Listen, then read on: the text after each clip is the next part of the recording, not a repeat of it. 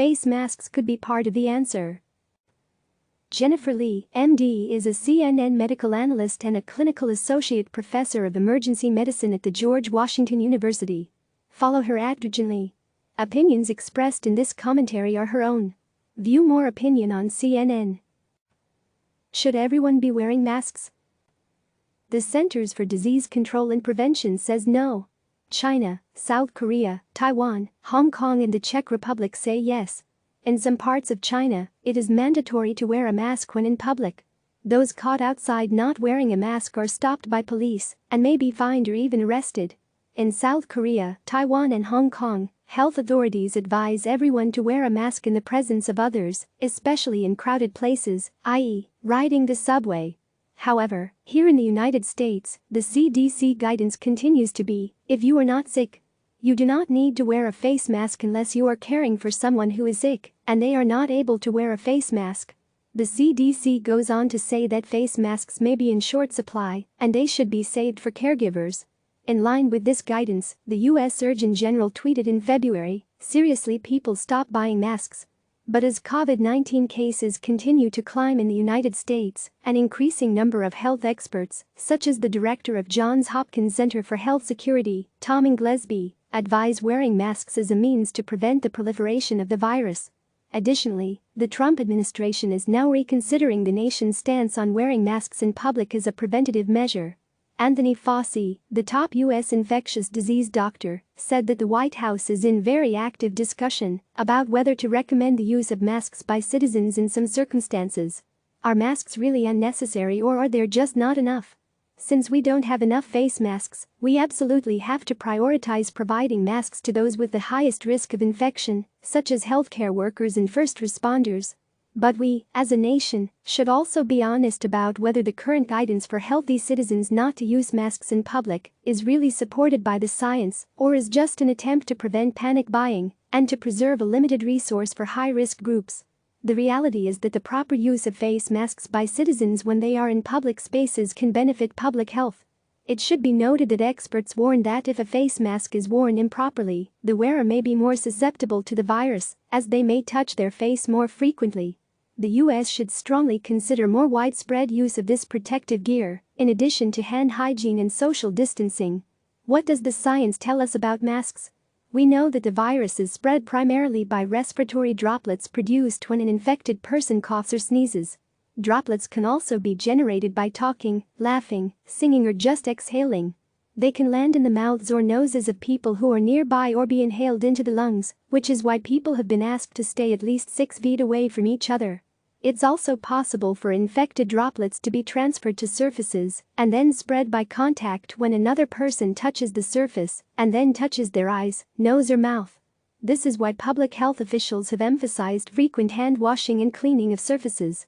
It has been suggested by institutions such as the Mayo Clinic that when someone infected with a respiratory viral illness wears a surgical mask, it protects others from getting infected because the masks catch the droplets and keep them from reaching other people. But we have also learned that individuals can be infected with the coronavirus and be contagious even when they have no symptoms.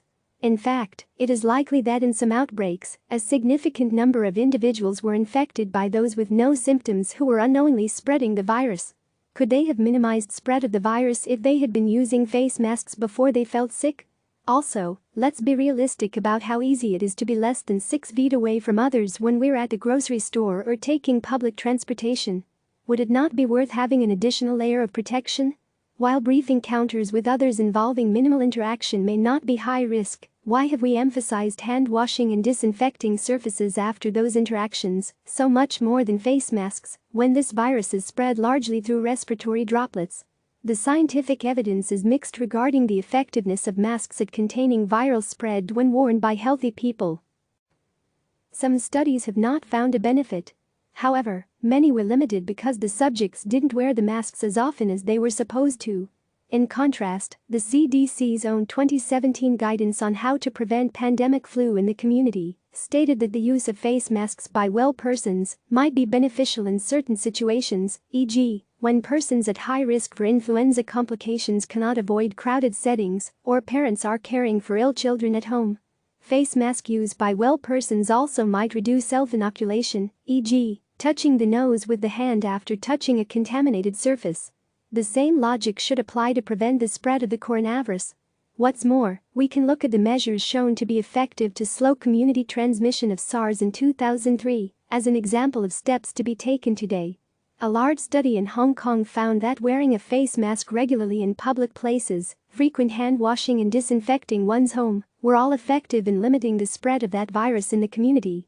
Another study conducted in Beijing found that always wearing a mask when going out was associated with a 70% reduction in risk of being diagnosed with SARS during the outbreak, compared with never wearing a mask. That brings us back to the shortage. If wearing masks could help reduce the spread of the virus, how do we get more masks? Taiwan offers a helpful model. Like the United States, Taiwan has seen an increased demand for face masks and disruptions in the supply chain. Prior to the pandemic, the majority of masks sold in Taiwan were manufactured elsewhere, with over 90% coming from China. In the past month, the Taiwanese government aggressively ramped up private manufacturing so that Taiwan can now make millions of masks per day and has enough N95 masks and hazmat suits for all their medical personnel. The Taiwanese government also made it easier for the general public to buy surgical masks, creating a centralized online system to ration and ship them. Each mask is sold for less than 25 cents. Through this system, more than 2.3 million people were given the ability to buy 7 million masks over the course of a single week.